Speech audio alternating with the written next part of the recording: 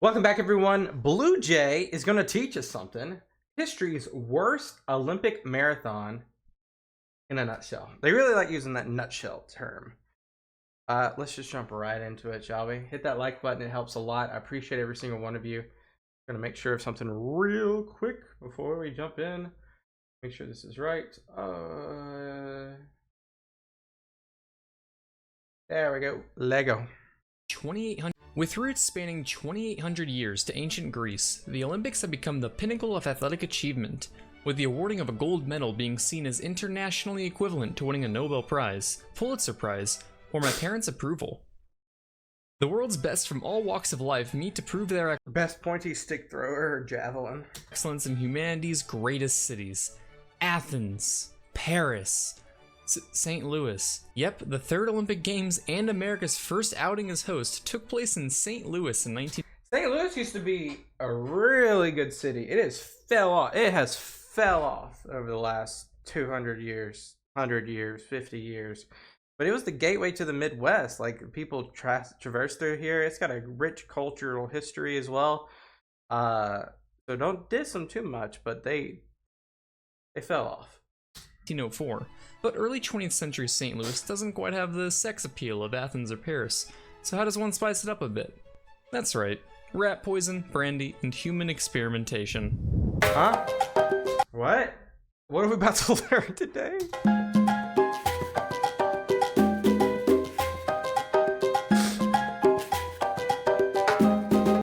Wait, what did he say?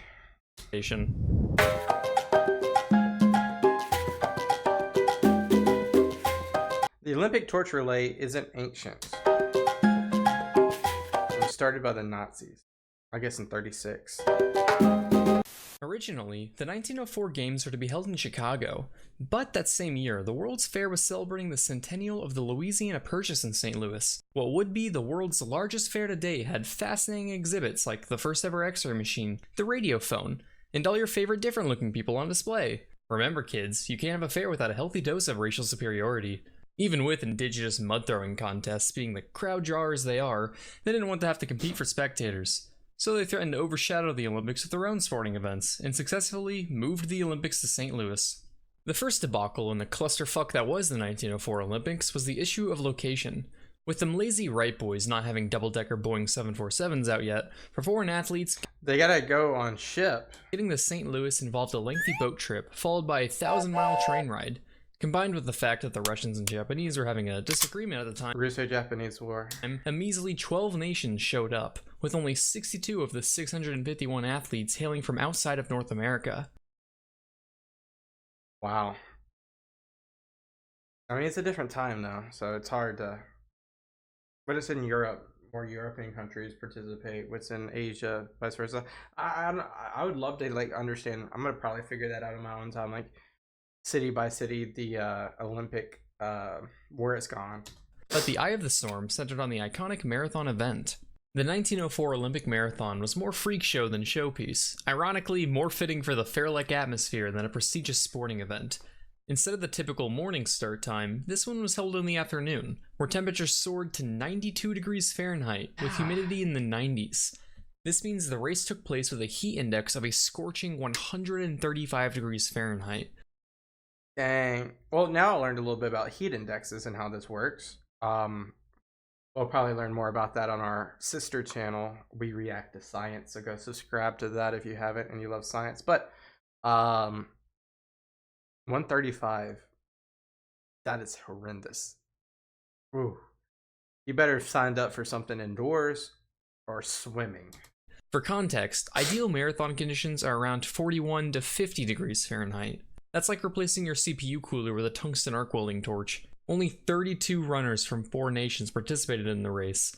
A few were experienced runners, having won or placed in past marathons, but the majority were misfits. Of these misfits, we have 2 South African Tswana tribesmen visiting St. Louis for a certain World's Fair exhibit, who ran the race barefoot. 10 Greeks who had never run a marathon a day in their lives, and Cuban national Felix Carbajal, a former mailman who demonstrated his running skills throughout Cuba to raise money. He was even reported to have ran the entire span of the island. I mean, It's 1900. It was 1904. What else is there to do? Once he raised enough, he bought passage to the US and arrived in New Orleans. What's this quaint little contest? Dice. One in? Oh, well, I suppose I could spare $1 or $2.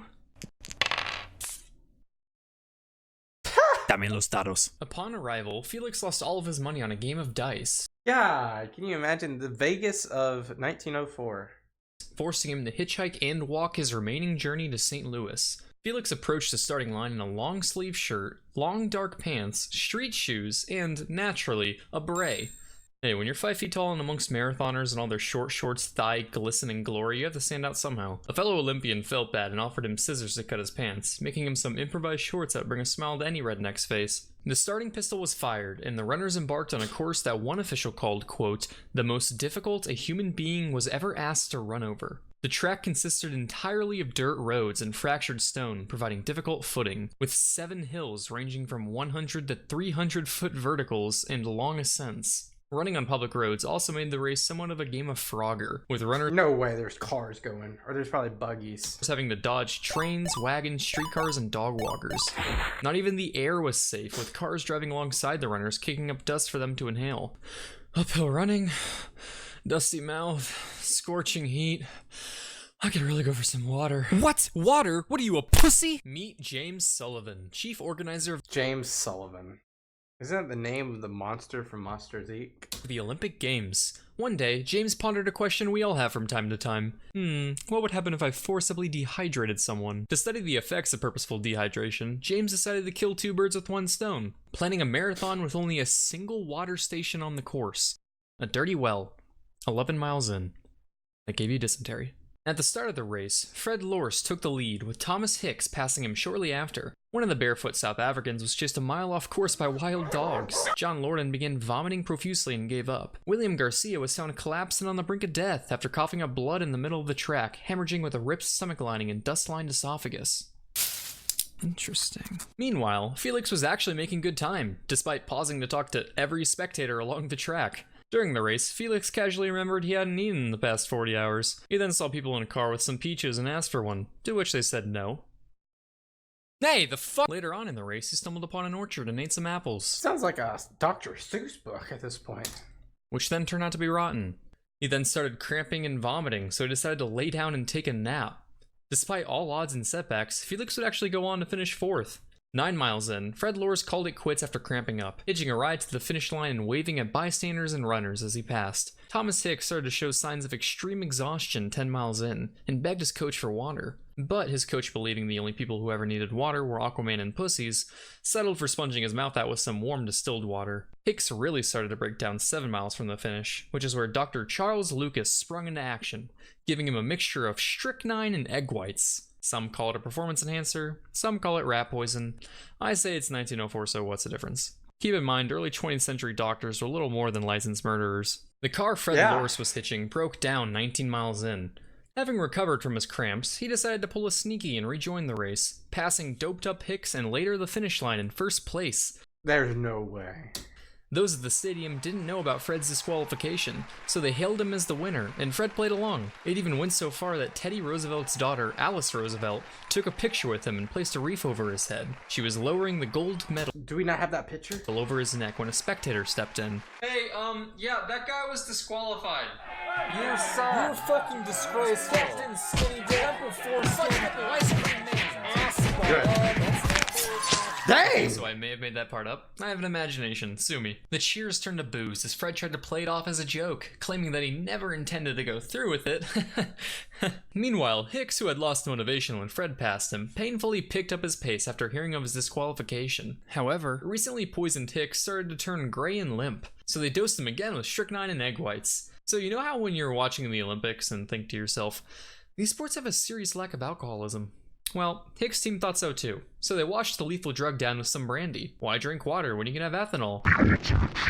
Hicks started running mechanically, like a well-oiled machine. His face sunk, his eyes grew dim, his palms are sweaty, knees weak, arms are heavy. 20 miles in, Hicks started hallucinating, firmly believing he had another 20 miles to go. He begged his team for something to eat, but they just gave him more brandy instead. Poisoned and shit-faced, just like my 2 a.m. Taco Bell runs, Thomas Hicks swinged and shuffled his way over the final stretch, with his trainers carrying him across the finish line, where he received the gold medal. Only 14 of the original 32 runners finished the race. Wow. The worst finish ratio in Olympic history. Here's a graph of gold medal marathon times throughout history. I don't know if you see this. London. So this is finishing time in minutes.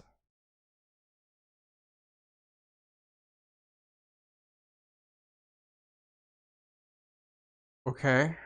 But where's 1904? And here's Hicks's time. Dang. I mean, look, the conditions were horrendous, though. A full 29 minutes and 8 seconds slower than the second longest winning time in history, and almost 45 minutes longer than the slowest finisher in the 2016 Olympic marathon. It took 1 hour and 4 doctors for Hicks to feel well enough to just even leave the stadium, having lost 8 pounds over the course of the race. I believe it. So if Sullivan's experiment taught us anything, it's one hell of a weight loss program. So, in conclusion, while the 1904 Olympic Marathon featured the first 2 black Olympic athletes and a Bluejay approved amount of alcohol, it also resulted in multiple near fatalities and resembled less of an expertly organized event and more of an Ed, Ed, and Eddie scheme. 2 out of 10 stars. Is that it? Yeah, that's it. Wow. I take back everything I said at the beginning about St. Louis being great. It's still probably a good place at this time, but that was insane that they would just truck brandy down someone's throat. I mean, there wasn't a lot of options at the time, I guess, for like performance beverages, but water would be better than anything. Like, that's crazy, man. And like the terrain being is like, I guess there just wasn't regulations in the Olympic committee for this to happen. It's just, that's insane, man. That's true. If there's anything in the story that's not true, please let me know, because I'm going to take it all at face value. Thank you guys so much. I appreciate you. Have a good one. Peace out.